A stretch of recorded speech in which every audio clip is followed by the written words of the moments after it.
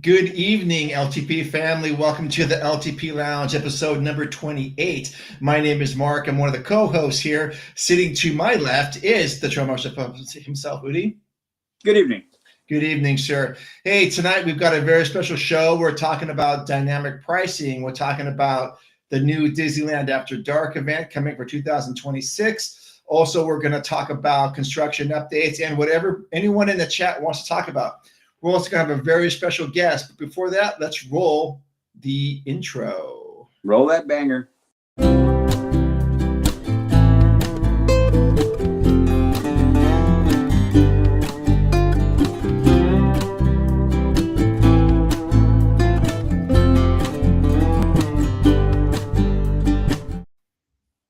Hey. So without any further ado, let's bring on our guest. You guys may know him from his he's got a really good YouTube channel right now, and he's just all around nice guy. He was on episode 233 of our LTP podcast.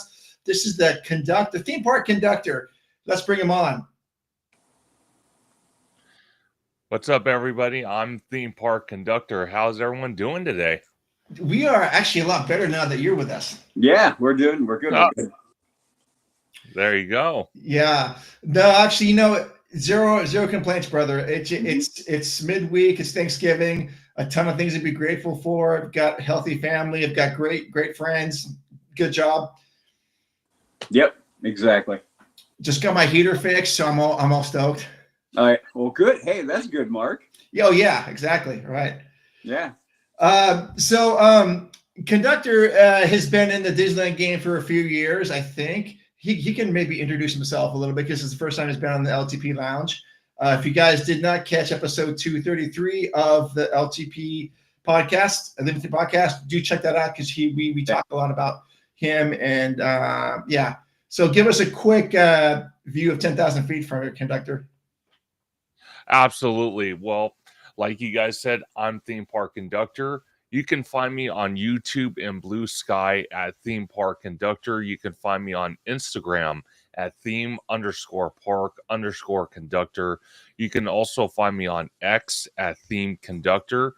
You can find me on TikTok at Theme Park Conductor 1. And you can find me every Sunday on YouTube at 5 or 7 p.m. Pacific Standard Time for Conductor Sunday live stream, where we have amazing guests as we break down Universal and Disneyland news, speculation, rumors, and so much more. It's such a great time.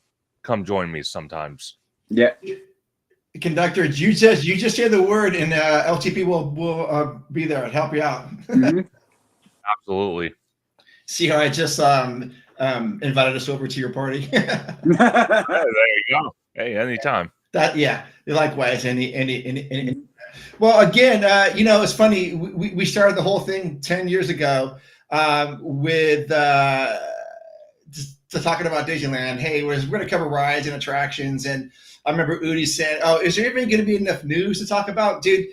Every 2 weeks, less than every 2 weeks, there's something new coming from the Disneyland company, and tonight's no exception. We're going to talk about some hot topics. You guys want to start off heavy? You guys want to start off with some Disneyland After Dark stuff, or you want to talk about some of the new? Looks like there's already we've got, what is this? Haunted Mermaid says, "Hi, Conductor." Look at these, bringing all your friends to the show. Good. I am. What's up? Okay. Hi, welcome and everything. Okay. we got some watchers here. Yeah. Love it. So we don't know you guys, but I'm guessing you guys are friends of Conductor, so that's awesome. Yeah, thanks for coming in. Yeah. So hey, let's just start off, I guess, with some fun stuff, and that's going to be the Disneyland After Dark stuff. Does that sound good? I was going to go the other way. Okay. Actually, let's finish on upswing. Okay. Cool. Yeah. So, what do you want to start then, Udi? Since you're the we'll go with the dynamic pricing, because that one might be the one that we have a little bit of. It would be curious to see everybody's point of view. I mean, Mark, I already know your point of view. Yeah. Anybody in chat, their point of view, and then obviously Conductor will get his point of view, because this one is one of those ones that I think it's going to be very loaded depending on your point of view. I've had more time to think about it, so my opinion may have altered a bit, but yeah. Okay. So for those of you who don't know what dynamic pricing is pricing can change during the course of the day depending on different factors. I would imagine crowd there being a high demand for the park that day, they'll raise the ticket prices up to a certain amount of money. What I don't know is that right now we're living with a 0 to 6 tier, with 104 being the cheapest day, and then what is it? What is the biggest one, Conductor? What is it? 170? I think 170 or 180. I thought it was like right around 180. That's just, Yeah. if you want to throw a park hopper in there, that's another $65, right? Or something like that. Yeah. That's non-hopper, non-park hopper. So you're looking at about $240, $250 for a park hopping ticket for a single day. Mm-hmm. So, okay, Conductor's already getting comments. Hey, how's it going, theme park Conductor? It's going well, David. David's one of our loyal fans on Theme Park Conductor. Every time I go live or I do a video, he's always watching. So shout out to David. Hey, David, welcome to the LTP Lounge. Hey, thanks for coming in. You're welcome anytime. The water's warm. Yeah. Absolutely. So what I don't know is if they're going to keep these price tiers intact. I don't know that. And how does this work with reservations? Because I know I'm kind of repeating what other people have been saying, but there's a customer base that, you know, we've talked about this before with Disneyland being like a locals park where, hey, it's Wednesday night, theme park Conductors at the park, Udi, and you know, I don't have a magic pass or a magic key. Hey, let's go meet theme park Conductor at the park tonight. We can still be there for, 4 or 5 hours. But guess what? We just can't walk in. We have to make reservations. And then if you go, wait a minute, the price is now going to be $199 just to get in tonight. I don't think I'm down with that. To me, it takes away the spontaneity of going to Disneyland, of what this was really about. You know, it's a regular day. Let's go to Disneyland and blow off some steam. And it takes that aspect away. It also just takes away. It adds another element of complexity to just planning your day and planning your trip to the parks. Is what I'm thinking. That's what I'm getting from this. Yeah. But what do you guys think? Let's let Conductor go first. Yeah. So my whole thing is, you know, and I said it on your podcast. I said what the Disneyland Resort is doing, and we're seeing it right now, is getting rid of the old school type Disney, which we all kind of sort of grew up with the ticket booths and all that. Everything's going digital. Then on top of that, you got this new thing that's come up recently with the dynamic pricing. I don't know how I feel about that, because if I wasn't a magic key holder, let's say exactly what Mark you were just saying, if vice versa, I was coming to meet you guys had magic keys and I had to go into Anaheim, buy a ticket and make a reservation, I kind of feel as a guest experience that would be something that would deter me from coming to the resort. It's not just buying a ticket. It's the fact that 2 hours ago, like let's say I show up there at, I don't know, 5 o'clock, but at 3 o'clock it was $50 cheaper, but now it's $50 more. I don't know how I feel about that. And then on top of that, trying to make a reservation, which is almost nearly impossible.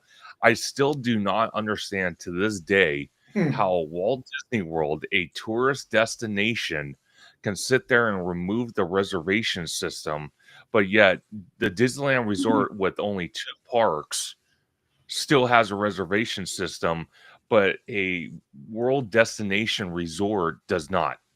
I never could understand that. Solid point. No, it's a solid point. And then honestly, I think we talked about it a little bit on the upcoming podcast. It'll be coming out on Monday. One of our listeners, Skittle Muffin, he actually DM'd me, and we were talking about that because he listened to that point. He listened to our show, and he's kind of like, hey, that Disneyland has to do with a lot of California labor law. And those are big differences between Florida and California. And I kind of been thinking about that.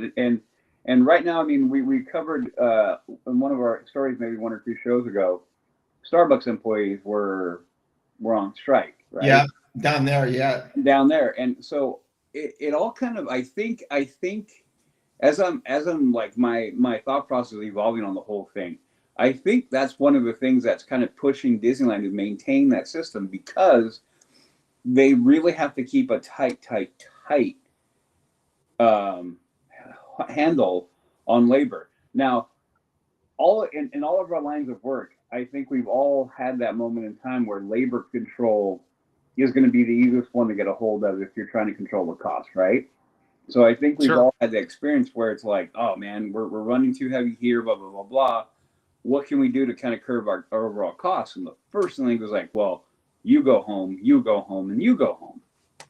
Or looking for volunteers to go home. Boom. So I think I think that's playing a factor into it. Now, mind you, if it is, I still don't care. I really still think that Disneyland proper needs to retain and regain that thing where who cares if our biggest line item is labor, which it's going to be probably. Yeah. And who cares? Oh. Because it's about bringing more people in. It's about the experience. It's about going in and creating memories and all the things that we love about Disneyland. The cast members are a huge part of that. Right. So you need to have them there. So, yeah. Yeah.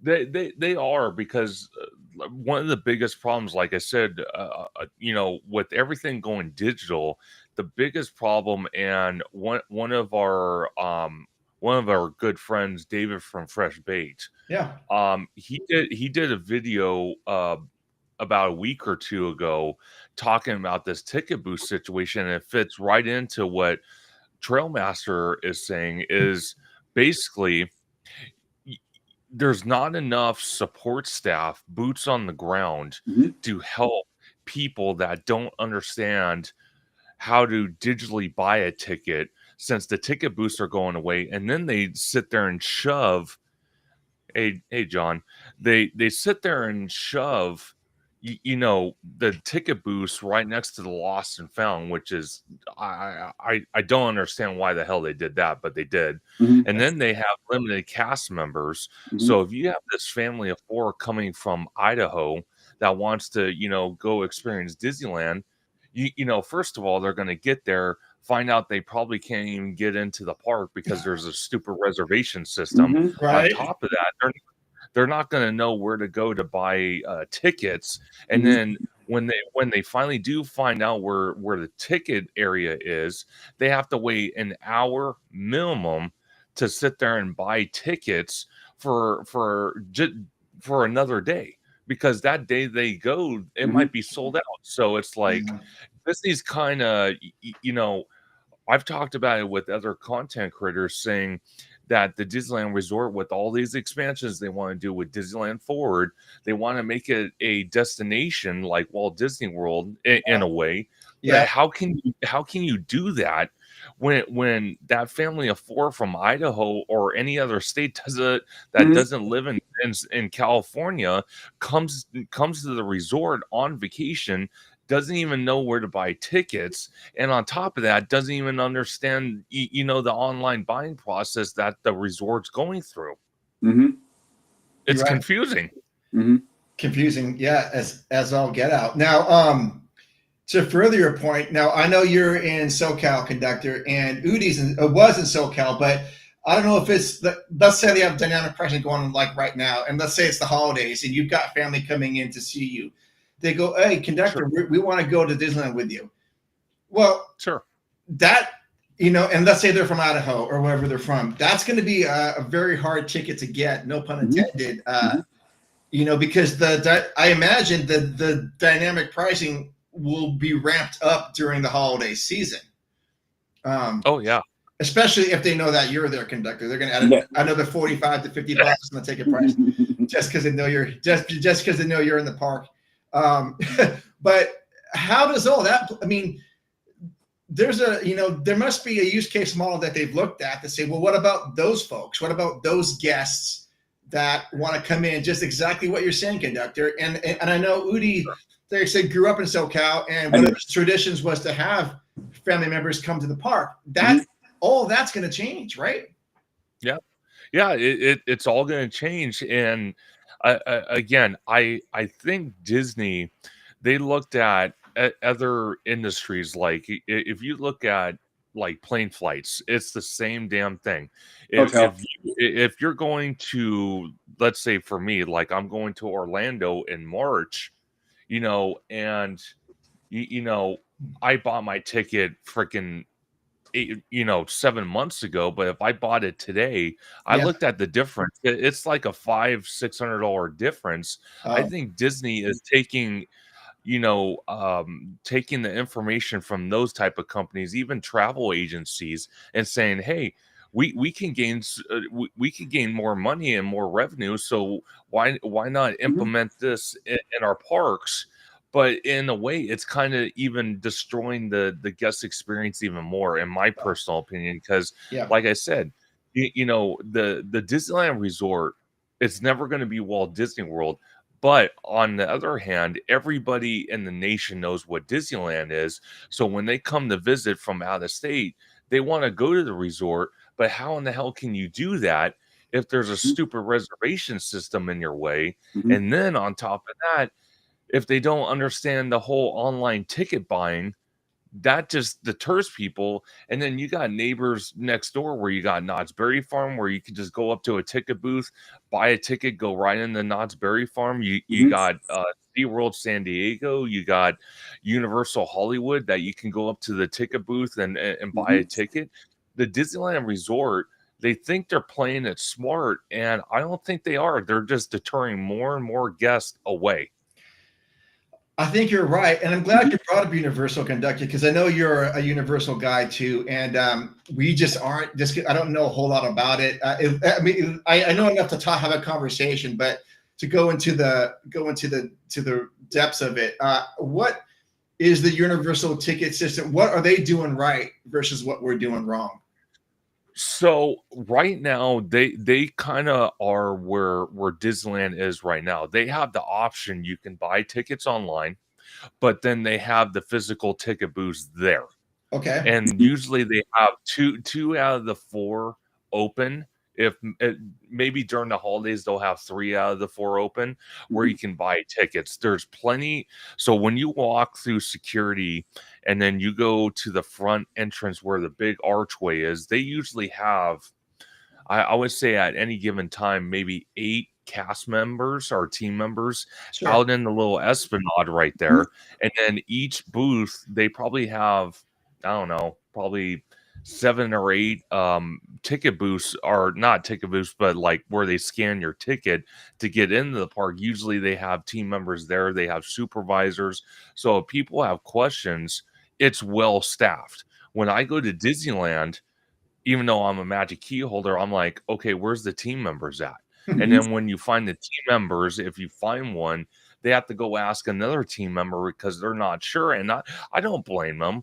But then again, it's something that the Disneyland Resort, I kind of feel, needs to work on. It's like the team members that are going to be boots on the ground, you should be training them to know all this information. So if a guest comes up to you and asks questions, you can handle it without, wasting the guest's time and answer those urgent, questions that the guest has. And I feel that Universal kind of wins that battle because they have enough people, boots on the ground. They have ticket booths available. And on top of that, they have enough. They have both options. You could buy tickets online or you could buy tickets right at the gate. So that's what they're doing right, in my opinion. Okay. Yeah, no, and going back to it, I think this is where the model that they took, and I think the commentary was from Disney was, well, they're working on this system in Paris. And I was thinking to myself, and I'm like, well, I don't know about the volume of people going through Paris, to be honest. And I don't know that park. I know very, very little of that park. But, and they're saying, well, it's promising, yada, yada, yada, like they usually say. But Sure. the model, though, that they're basing on, and they brought up the examples of hotel pricing and airline pricing and how they vary. And we're all very used to that. The thing is like, when you go to a hotel, when you're paying, a lot of people are going to hotels. They're not luxury hotels where they're going to stay. They're going there, a family trip. They're there for a little while. They basically are place to stash their stuff, sleep, shower, clean up, and off they go again. Same with a plane. when I go on a plane, I'm not worried about like, am I first class? Am I going to get food? Those are the minor things. True. To be fair, I take short plane flights anywhere, but I don't care about that. Like I'm looking for the cheaper price. Yeah. This is a completely different animal. And then for them to try to mimic that kind of pricing structure in a Disneyland, I don't think is going to be, I don't think it makes sense. I think it's another way. And to me, it demonstrates Disney's pattern of really trying to pull every last penny out of you that they can in whichever fashion they can. So, and that's the thing. Yeah. That's the thing that really is leaving a bad image, I think, overall, because again, the complication, like you're bringing up, conductor, all these things we brought, and I'm sure a lot of people you've talked to and your guests and whatnot have probably all kind of had that same kind of mentality of like, hey, we love it, but we love the park, but the complexity behind this is getting out of control. And when they add this, another layer. Yeah. Oh, by far. We've got some comments down here. That's go for it. Hold on.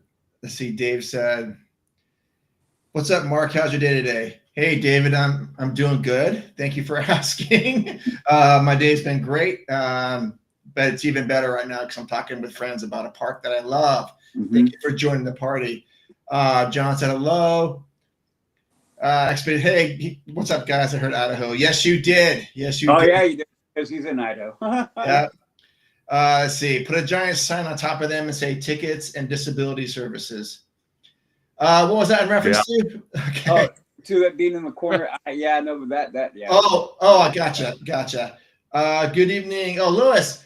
Good evening, theme park conductor. Lewis is a great guy. He's on the show often. I love Lewis, and I think you'll get to know him. He's our Florida park official correspondent. Yeah. Oh, there you go. Yeah.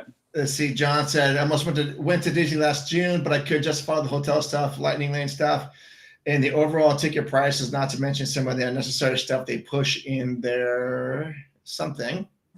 They push in there. So. Oh, they push in there. Yeah.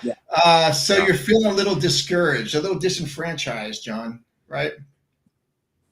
Maybe is what I'm getting from that. Yeah. Have a good night, theme park conductor. Okay. Good. Bring your own. I like it. He brings on to us. It's good. There you go. Look at this. I know he does that. Okay. John saying Disney's just pouring buckets on the customers and the parents.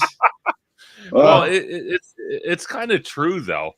Like I said, it's just the Disney company is just not making it easy for the guests to enjoy the magic. And no, I've stated many times before. Bob Iger is going to be out in 2026. Whoever the next CEO is, whether it's Dana Walden or Josh Tomorrow, which I'm kind of leaning towards Josh Tomorrow. Yeah. Hopefully he can get in there and really fix these issues because it's something that needs to be addressed. Because when you have a rival company, a friendly rival company, Comcast Universal, that's building all these parks, all these experiences all over the world, making it easy and efficient to get into their parks. And then you got Disney sitting there screaming on the top of their lungs, metaphorically saying, oh, look at us. We're going to sit there and change prices every other minute or every other hour to sit there and grab money from you and bleed you dry. It's like like you guys were saying, it's not a great image. It makes them kind of look greedy, and it almost makes them look like Scrooge McDuck. You know, trying to get every little Oh, cent. yeah, Mhm. absolutely. Let's see here. Lewis has a comment. I'd like to state as your official Walt Disney World correspondent that the reservation system at Walt Disney World is not completely defunct. As a pirate AP holder, I have to make reservations practically every visit. Really? Okay. Oh, that's interesting. I thought We're the go- Walt Disney Resort kind of got rid of those. That is what I Maybe heard during as the well. holidays it's different. That is what I heard as well. Well, you know, Lewis, I think we're going to have you on to have that discussion. That'll be interesting. I didn't know that. I didn't know that. Fun as well. Disney has so much debt from the Fox purchase, the park profits are being used to pay the debt. Oh, that's one level of it. Do not forget the huge hole that their movie business has created. Billions down the toilet. True. Billions. So yes, and I've been saying it for a while. It's pretty clear that the theme park has been carrying the lion's share for that company in general. Because we say before, the cycle is broken. We know the cycle is broken. It isn't movie park merch going around and around and around anymore. The movie and the merch part are broken. There isn't that. That isn't that continual cycle. The park is still holding everything, but they haven't brought it, like it hasn't been park movie. You know. Anyway, so so that's one of the biggest problems as well. Well, see, it's very interesting because when you look at it, because Disney has the media side of the company, then they have the park side of it, and then the third part of it, you have the cruise line. You know, like you guys are saying with the Fox purchase, then you got Lewis said with the lawsuit from George Stephanopoulos, the 23 million. You know, I don't think the Disney Cruise Line, I don't think the parks can, you know, balance out that hole that the media side is creating. So, and again, the movies that Disney's come out with, you know, obviously Zootopia 2 is going to put them in that movie's going to do phenomenal. I think so. One movie cannot carry the last 6 or 7 bad movies that Disney's been affiliated with. They can't. They cannot. They cannot. And I you know, depending on, and this is now that as we're speaking, my mind begins to work. One of the things I'm wondering, and this will be very, very interesting, once they decide who the new CEO is. Who is it? Warner Brothers, and who is that? Who's Warner Brothers, and I can't remember the other. So the bid with Warner Brothers right now, you got Comcast, Netflix, Paramount. Okay, so that whole thing is going on now. If you notice what they're doing over there, is they're beginning to spin off companies. Have you noticed that? Yes. I'm wondering, now this is just me spitballing here. Whoever comes in begins to be like, look, in order for this company to continue for another 70, 100 years, whatever it may be, we need to begin to either let certain divisions sink or swim on their own, i.e. separate the park. Because when you listen to the earnings call, if you've been paying attention, they've been slowly merging their numbers in tighter. They'll take different things and they'll merge it under one umbrella so they can hide. They can hide losses. They can do these things. So I'm wondering if they're going to go like, hey, we need to now go through, because from what I've heard, Universal does a very line item, like bang, bang, bang, bang, bang. I've never heard one of their earnings call. I may now, just because I'm curious now the differences. But I'm wondering if Disney needs to do that. I'm wondering if once the new CEO comes in, it's like, look, movies, Lucasfilm, sink or swim. You know, animation, sink or swim. Pixar, sink or swim.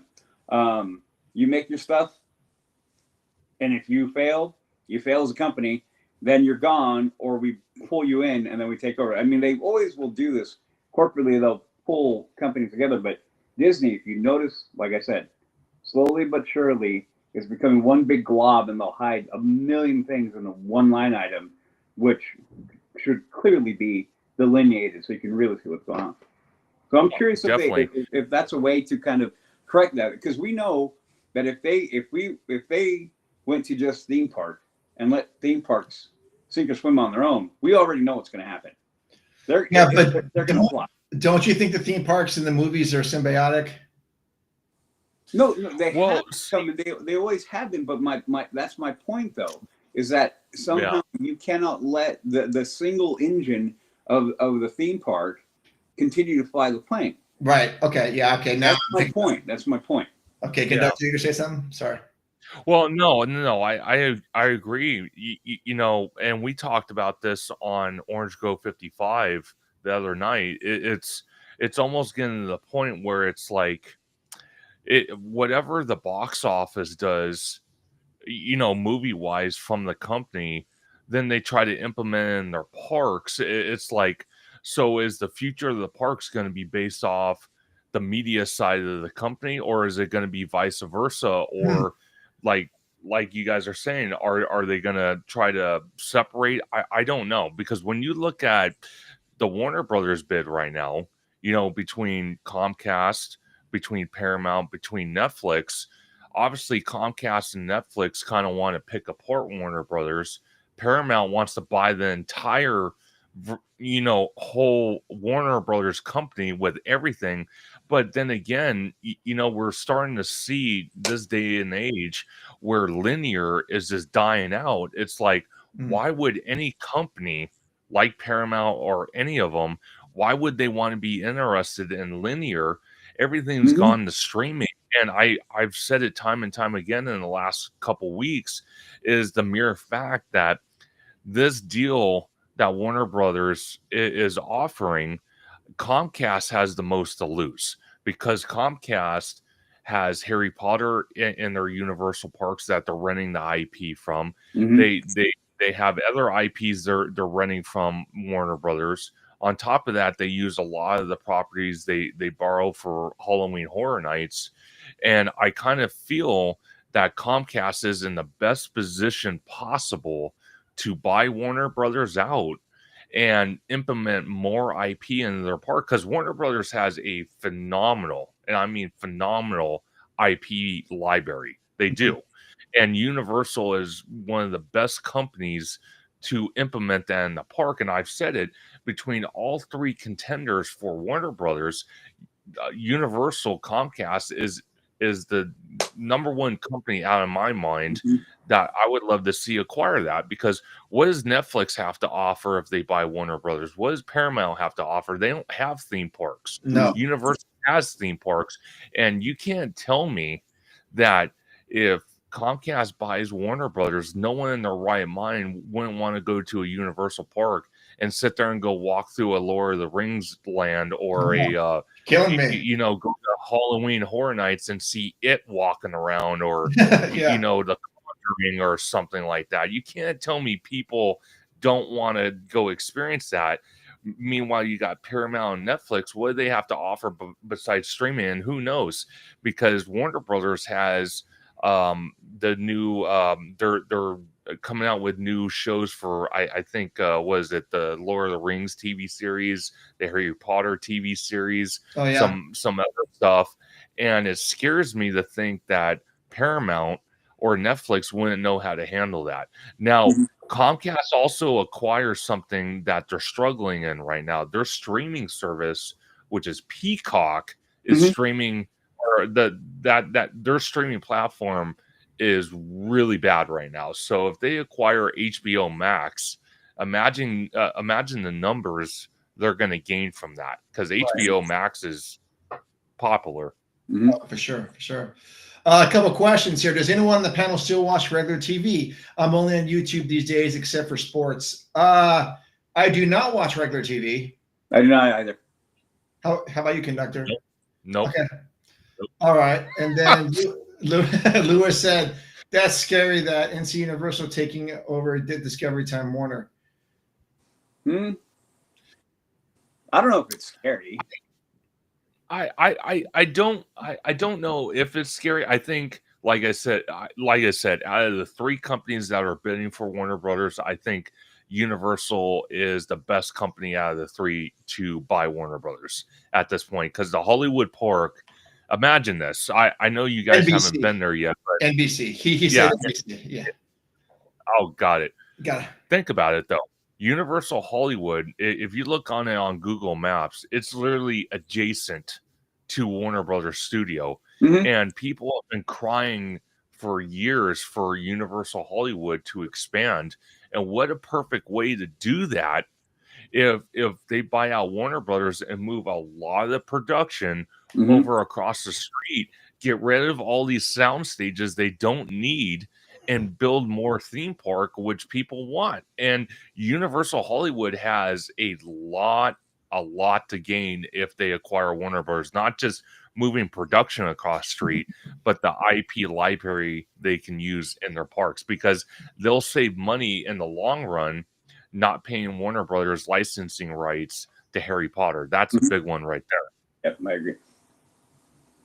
Discovery is a garbage bin of stuff no one watches. Okay. It has become. Hey, Mark, can you do me a favor? Can you go back a couple? Something about Zootopia. A couple questions. I was reading it. Oh, yeah. Zootopia. Yeah, Can for you go sure. back to that question real quick for me? I will. Oh, that comment. Do you want to read it for you? Or you got it? No, go ahead and please go ahead and read it. Lilo and Stitch, Zootopia, and Avatar is making a ton of money. Movies will be fine. Avatar and Zootopia is making over $1 billion. Okay. And then they followed up with Lilo and Stitch 2, 3 movies with over $1 billion. Okay. Now, That I comes don't from disagree. and Luca. Okay. Yeah, so I don't disagree with you with those 3 movies, but those are 3. How many have they put out? Now, obviously, not everything's going to be over $1 billion, okay? And that's not my movies. Maybe movies will be fine, okay? Maybe, but they haven't been, and that's kind of what we're talking about. Yeah. The effect of what it's been in the past. So I just want to clarify that because I saw it and I like I said, I don't disagree with that they could be fine, but at the moment they're not. And this could be the path of recovery, and hopefully it is. Yeah. And that will hopefully begin to charge that side of the business again. Sure. But I think we are fully feeling the effects in the company now because of the past 5 to 7 years of failing. Right. I mean, you could almost delineate right after the end of the Phase 3 of Marvel. Mm-hmm. You could feel it had an occasional pump, 1 or 2 good ones in there, and then all of a sudden, boom. Yeah. Comment. Yeah, And go ahead. and speaking of movies, and you brought up Marvel, and both you guys, I'd like your answer on this. Is what they're gonna reignite the engines of the Avengers and Marvel / They're trying. and to coincide with the 2 attractions, but the whole new I guess it's gonna be a series of movies, right, coming out from Marvel. What do you 2 think? How is this gonna be positive for them, or is it gonna be a struggle to recoup some of the momentum they had before? Because things were going good prior to COVID, right? We had Avengers Campus wasn't even ready yet, but but what do you think these movies are going to be successful enough for them to regain some of the money back? Well, okay, so my personal opinion, just on the Avengers movie in general, look at what we're seeing with Doomsday right now, because we're getting little snippet pictures here and there on social media. When you have, and don't get me wrong, I'm not complaining, because you have a lot of the actors in these movies, so that's awesome to see. But when you have something like that, imagine the budget they have, or what they're paying these actors. It's astronomical. And then at some point, like, we're seeing like pictures of Robert Downey Jr. playing Dr. Doom. He's getting older. A lot of these actors are getting older. So are we going to see eventually what we saw with X-Men, where they have the new generation kind of coming in to play these X-Men characters? And could that just be the downfall of the Marvel of the Avengers movies in general? Because again, it's just, I don't know. I'm kind of conflicted. I want them to do well, but it's just, I don't know. It's a big question mark for me. Okay. It really is. Okay. And equally, I have the equal degree of uncertainty in that. And now it said the Russo brothers are back, so that is a positive. My It is. Marvel movie of all time was directed by them. The Winter Soldier.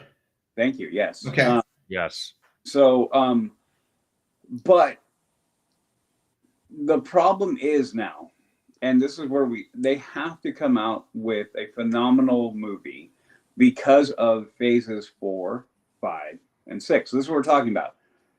After phase 3, it's that middle stuff that has just disenchanted a lot of people, including, and I count myself in that number of people like New Marvel. I'm like, oh, that wasn't very good. And then I move, like I'm gonna go right here. She-Hulk. I never That saw hurt my She-Hulk. brain. That hurt my brain just to say it. But anyway, horrible show, terrible. Yeah. But anyway, but that's the kind of thing. So I hope with everything in me that it returns, but they have a definite uphill battle. And the point that you brought up, conductor, the money. That is where it falls into, because it's about making money. The price tag for these movies is going to be who knows what. And that's the one thing that people don't always, I don't know if everybody understands the side of the business is. Yes, you have the production budget for the film, which can be what, 150 million, 250 million, 2 million, whatever, 200 million, whatever it could be, right? What people always forget is the flip to that coin, which would be the advertising, which would be the same amount of money, if not more. In order for the movie to make enough money, they have to cover both ends of that. And if they don't, and that's where it's been. That's where Disney has been for the last few movies. Even though they say, hey, the budget was 250 million, and that made 400 million. I'm like, yeah, but what was your advertising budget? Probably about the same. Exactly. So maybe you broke even. Well, see, Kiki and Luca makes a great point in the chat. Obviously, again, like we talked about with linear, with these companies just dying out, movie theaters are dying out. So everything's streaming now. So now it's like, okay, well, if you're not getting money at the box office like you used to do in the early 2000s, and streaming's where it's at what point are we going to see streaming prices go astronomically high? Okay, Doctor, do not put that out into the universe. No. Hold on. Let me come. You're speaking, and I'm like, here you go. One thing you can argue about with Bob Chapek, okay, is that he saw this coming. Yeah. That's why he pushed all in on Disney Plus. Okay. Problem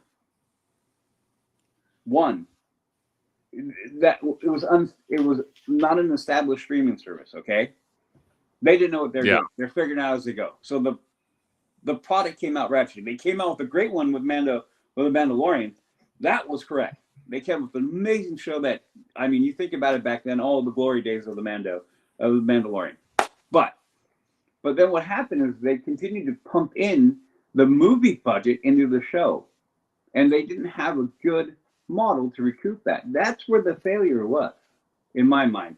And this is why now they're talking about having a modest return on their streaming, but now that I still feel it's mostly because they bought Hulu. Hence why they went through such a thing to get Hulu, because they go, hey, this will make us look good. Oh, okay. So, but that's the problem is so the comment is correct. Is like, yeah, a lot of people, I still like going to movies, but I'm now super selective. So great movie that Kiki said we are going to get AI movies in the future. They will be cheaper to make, but people will lose their jobs. Okay. See, I don't want to dive too much into this because I could talk for an hour, but I'm going to tell you this. We saw this in the news recently. I forgot what actor it was, but they actually sued an AI company because they came out with, I think it was like a female, AI character.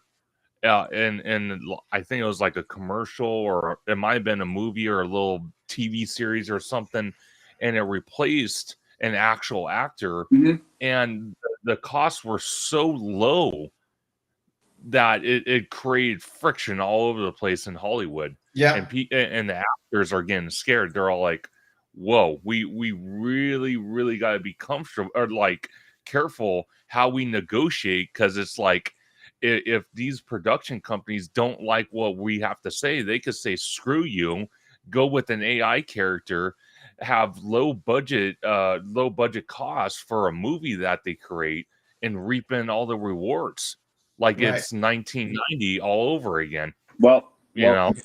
that was one of the biggest aspects, along with, you guys remember that Yep. from a year and a half ago too. But the crazy part is that what do we start talking about? Well, Dynamic pricing. Well, no, hold on. Let me do this real quick. We started talking about dynamic pricing. Look at where we ran off here, right? yeah. But the reason why I'm saying this is like, because this ties right. We can tie this right on back in, because what we're doing now is Disney's trying to figure out how to maximize their profit because of all the losses. This is all the big time. So that's why I love this stuff, because we begin running on a jag.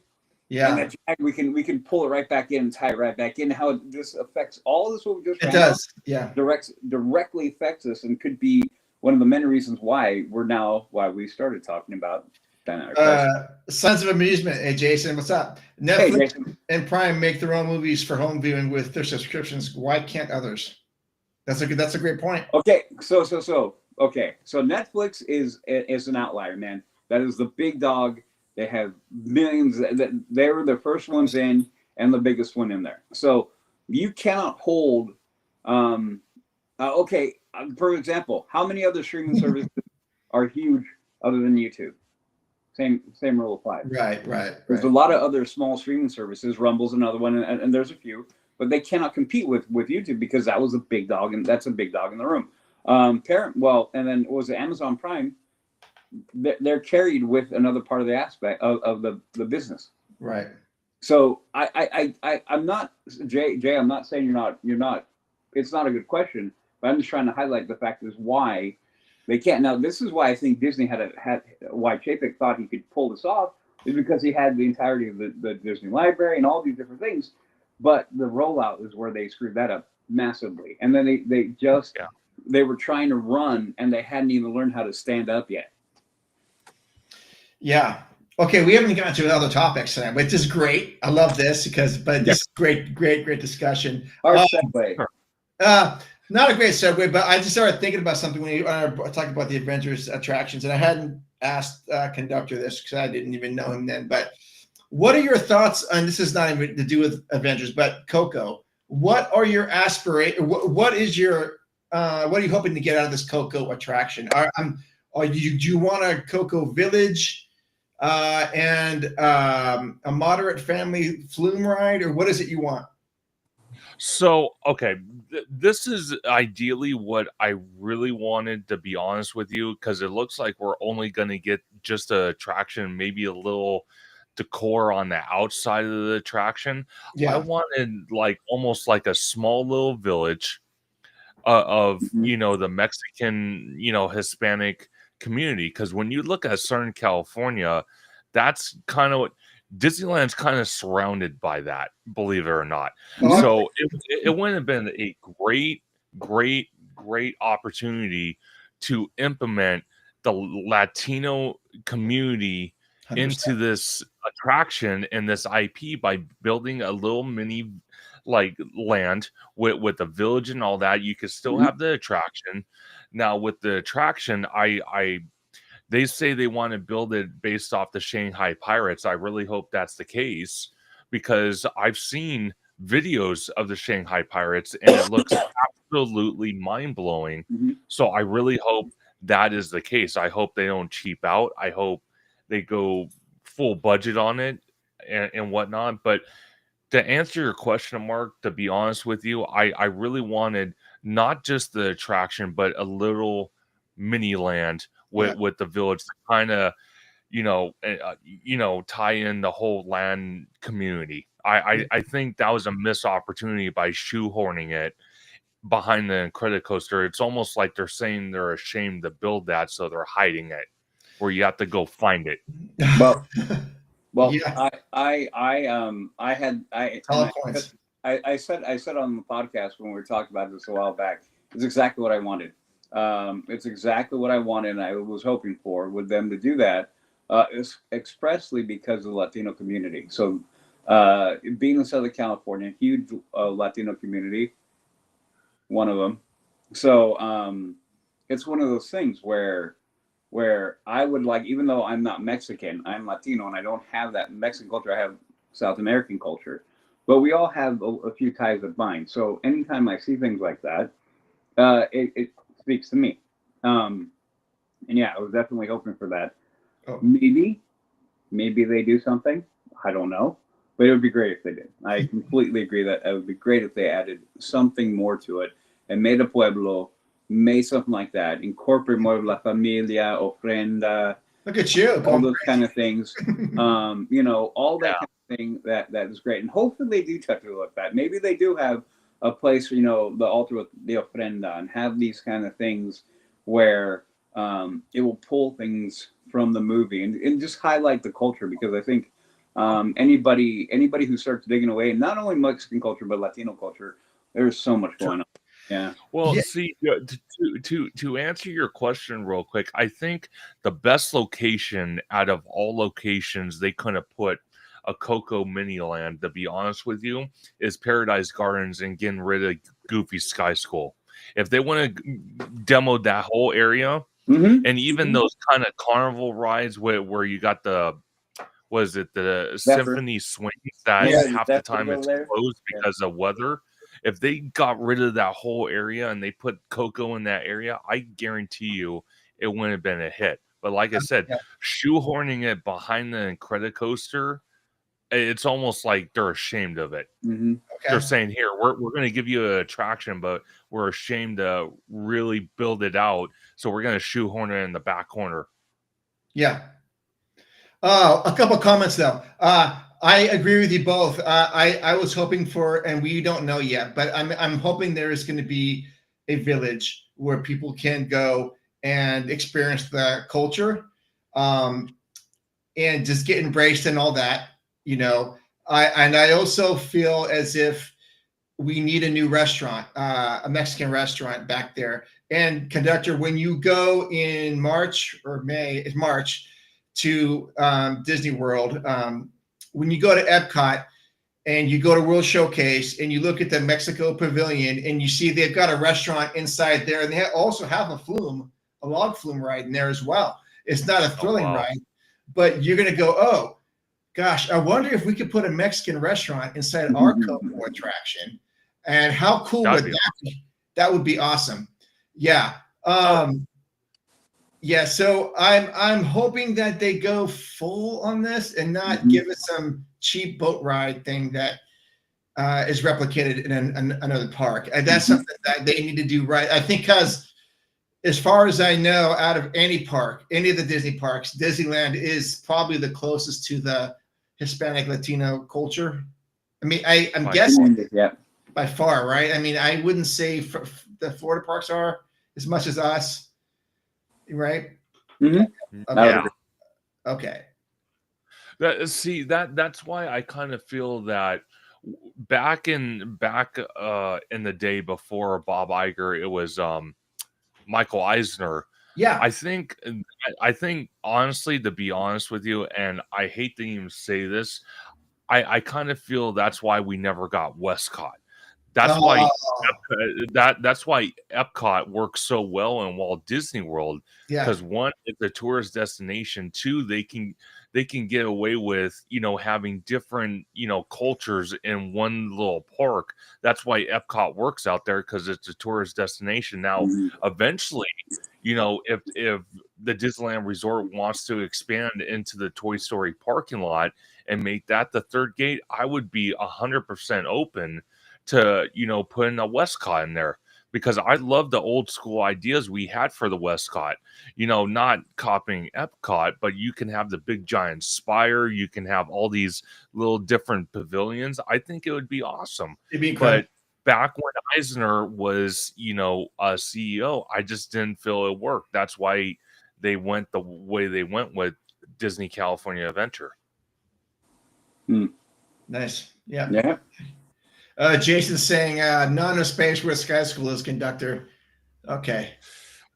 Yeah, it's a small space. Don't get me wrong. It's very small, but again, if Disney puts their mind to it, they could figure it out.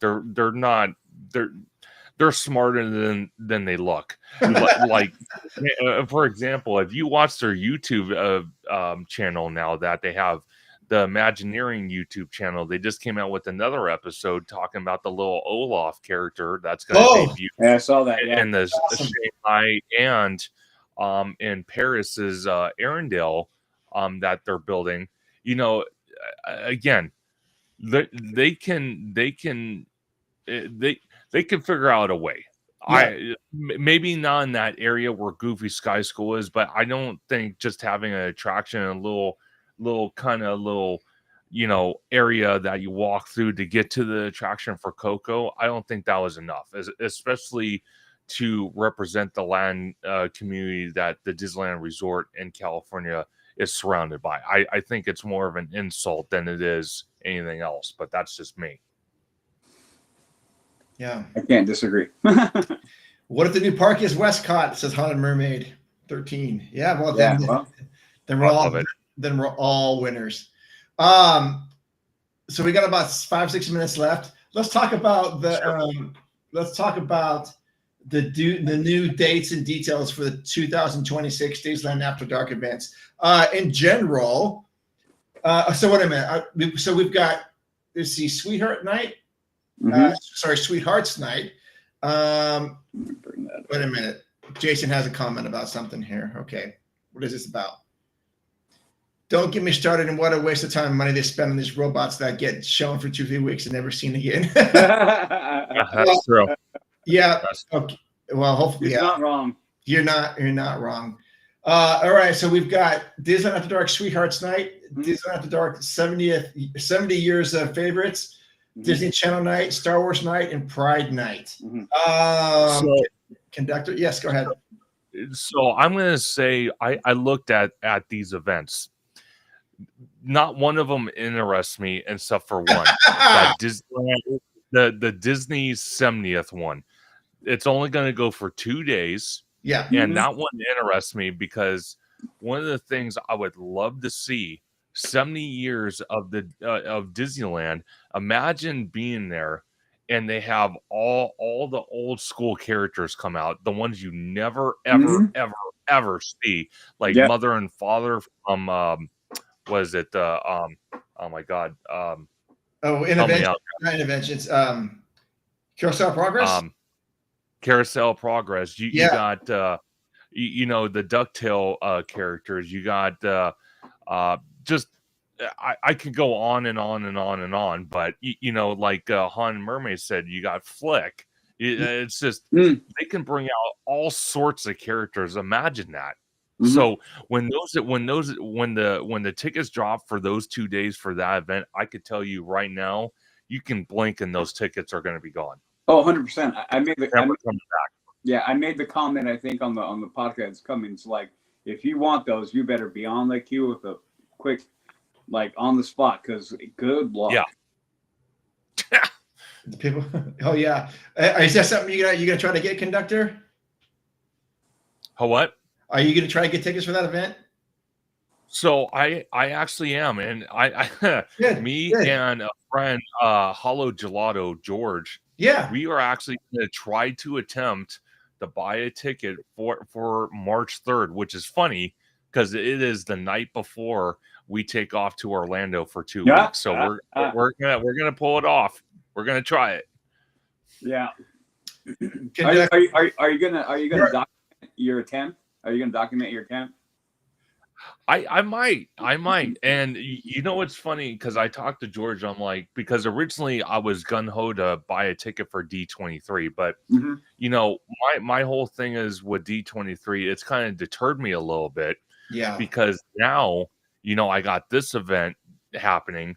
Then I have the Orlando trip, and then me and George actually planned in 2027. It's going to be my first time. He wants to take me on the Disney Treasure.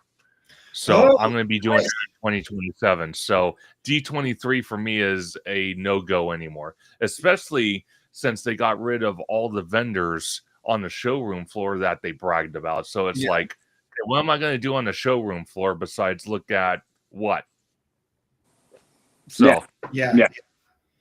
Yeah, I'm the same way with D23. I always think it's a really good idea, but the last two sessions I have not been able to get tickets, and I got frustrated. But you know what? possible. And I really want to go and be a part of that. But the last two times we've done it, I've had a really good time with Udi, and we've gone live, and we're able to do the stream live and talk about the announcements as they were going in real time during a live show. To me, that's just as fun. You know? Yeah.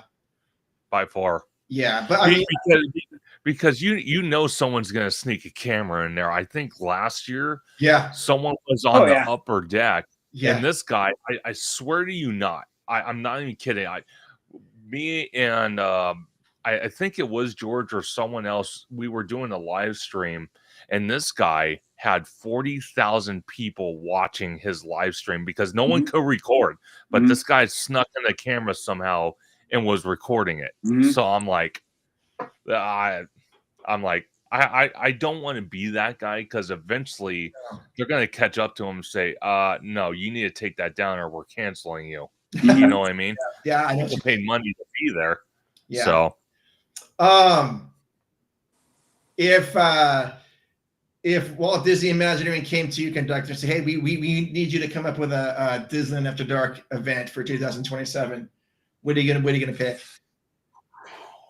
Man, God, that's hard. Okay, you cannot say Universal Night.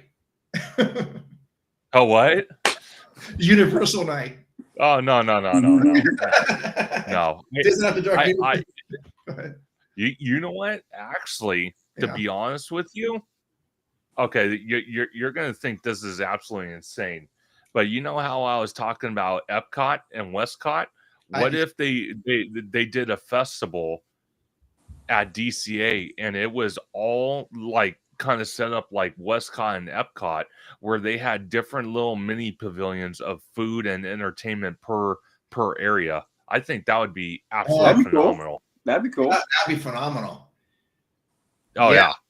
Well, that would be more than a night, though. That would be like a full-on festival. I mean, yeah, but that's great. I mean, I love that. Yeah. And then one for Disneyland, I to be honest with you, God, I would. We got a super chat. I would really. Thank you. I don't even know how to do that. Luca. I don't even know how to use that. Yeah. Kiki and Luca is a really good. He's an awesome supporter of Theme Park Conductor. So again, I brought my entourage with me. So you can bring him any time, conductor. Yeah. No, absolutely. But for Disneyland, I don't get me wrong, the Disney 100 celebration minus the banners being incorrect on the tram route. I'm not even going to get into that, but I would love to see them do a night where it brings back a lot of kind of what they're doing with hopefully with the Disney 70th After Dark event, where they kind of really incorporate what the company is all about. They bring back old attractions, not like physically, but kind of like old attraction ride vehicles, or to put them on display and stuff, and kind of just make like the Disneyland Resort kind of like a convention almost, to kind of showcase, hey, this is what we've done over the years since 1955. I would love that. Oh, I'd love it because Universal Hollywood actually did that with the 60 years of the Studio Tram Tour, the Esplanade, the little plaza area.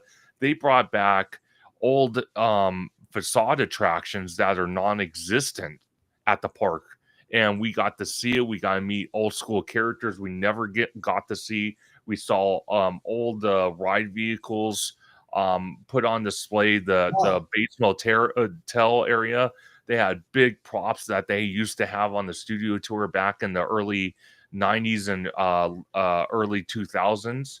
If the Disneyland Resort did something like that, that would be an After Dark event I would push to go to. Agreed. Agreed. That's a solid answer. Solid answer. Okay. Well, we'll probably leave it right here. This has been great. And I'm going to talk to Udi offline or sometime and see if we can maybe do this once a week now. But I don't know, because it seems like there's always a lot to talk about. Normally we run, I know there's some people that are new to the show here. We go, oh, and maybe comment here. I'd love to see I love that. I'd love to see a 50s.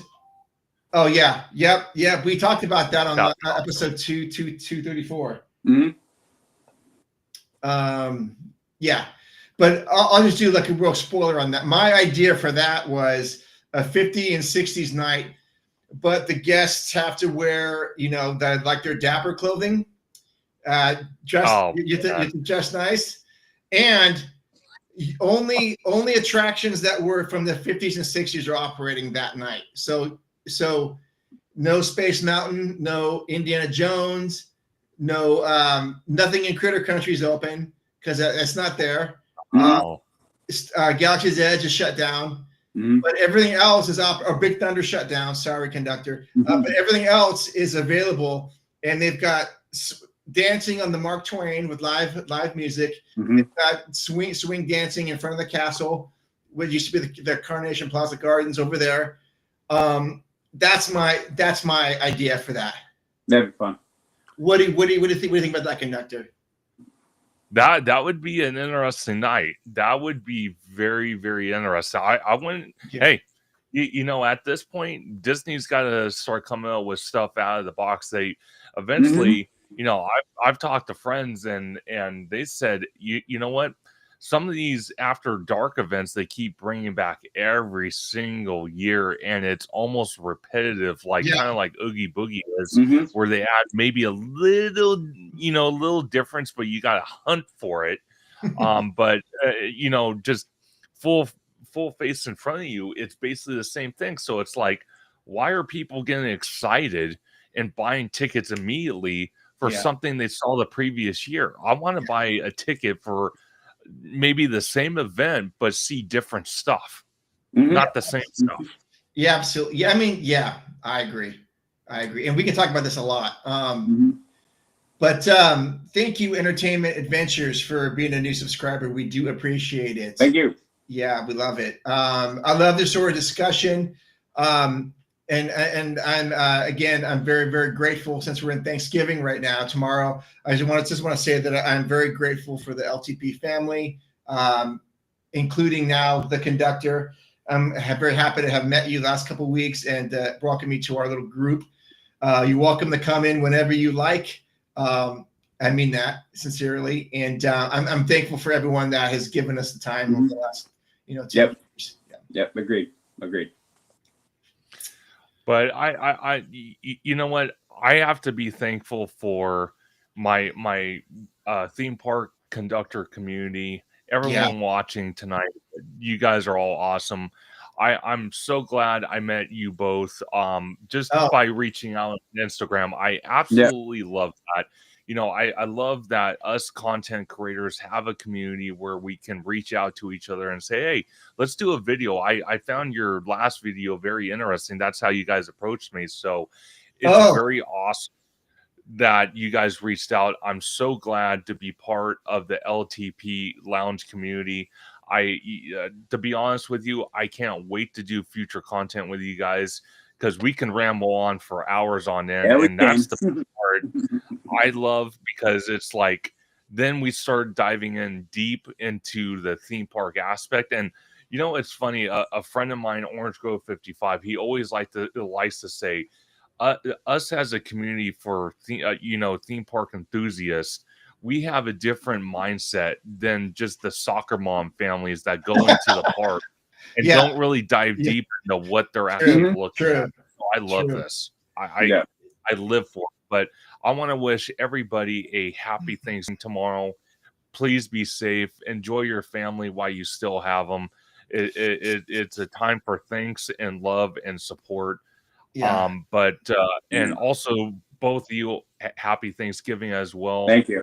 And I just want to say as well, I'm Theme Park Conductor. You can find me on YouTube and Instagram, or YouTube and Blue Sky at Theme Park Conductor. You can find me on Instagram at theme_park_conductor. You can find me on X at Theme Conductor. You can also find me on TikTok at Theme Park Conductor 1. And you can find me every Sunday at 5 or 7 p.m. for Conductor Sunday live stream, where we talk everything from Universal to Disney, the speculation about the parks, rumors about the parks, like we did tonight, so much more. We have amazing guests. And I want to personally invite you both to a Conductor Sunday live stream very, very soon. So I will be in contact with you both. And it's going to be a great one, because usually my minimum is about 2 hours. So it's going to be a good one. Buckle up. All right. Yeah. Okay. Last two comments, and thank you so much for the invite, Conductor. We will absolutely be there. And you can tell OG55 he can come on our show sometime. I have no way of contacting him, but absolutely. Last couple comments. Steve wants your Boba Fett back there. I'm sure Udi does too. Yep. I'm like, hey. I like that. There's a question now. There's a okay. So go ahead. So when the new parking garage at Eastern Gateway is done built for Eastern Gateway at Disneyland is done built, the pedestrian bridge over Harbor Boulevard is done. Do you think Disneyland will be working on? So again, I don't want to go too long on this, but I will tell you the catalyst, the thorn in the foot, as I'm going to call it, is going to be Monsters Inc. Once they strip that ride of theming animatronics that they might use at Hollywood Studios for Monstropolis, and then they rip down that building, and now they're saying people are speculating that they're going to wait until the Avengers attractions are almost nearly done, and then they'll start building the Eastern Gateway, and then they'll start building Avatar. We might not see Avatar starting to be built until 2030, to be honest with you. That timeline makes sense. Yeah. It does. And I hate to say that. No, I hate to say it. I think that timeline makes a lot of sense. It's just the way it is, sadly. Okay. Well, great question.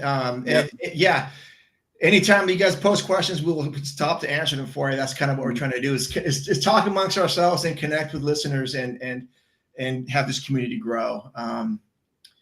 We got to work on that. But hey, you heard Conductor where you can find him. We'll link all of his information on the show. You can see us every other Monday, or you can hear us every other Monday. Episode 234 comes out on December 1st. We've got a really good guest. A Mental Mouse is on that show. Jerome, super cool guy. Love that awesome guy. Yeah. And we do the top 10 secrets of Main Street USA. So be sure to be sure to get that's on leavingtodaypodcast.com. You can subscribe on any of our channels, and all of you can click and subscribe to this channel, because I think we're at 65. Let's get to 70. I know we're so slow with this. I don't know how many Conductor has. He probably has thousands, I would imagine, but we're getting there. All right. So, Udi, where can people find out more information about you? Basically, you can find me on my Instagram, which is HAXGOALIE, Hacks Goalie. That's going to be my main thing. And I answer all my DMs. And then you can find me obviously on the LTP and here. Yep. Same with me. You can find me on Leaving Today Podcast on Instagram or leavingtodaypodcast.com. Send us an email at info@leavingtodaypodcast.com. We're always willing to talk and willing to have you on the show. Okay, so actually stay on the line, Conductor, after we get done. But for us, I want to say we love you, adventures out there, and we'll see you in the parks. See ya.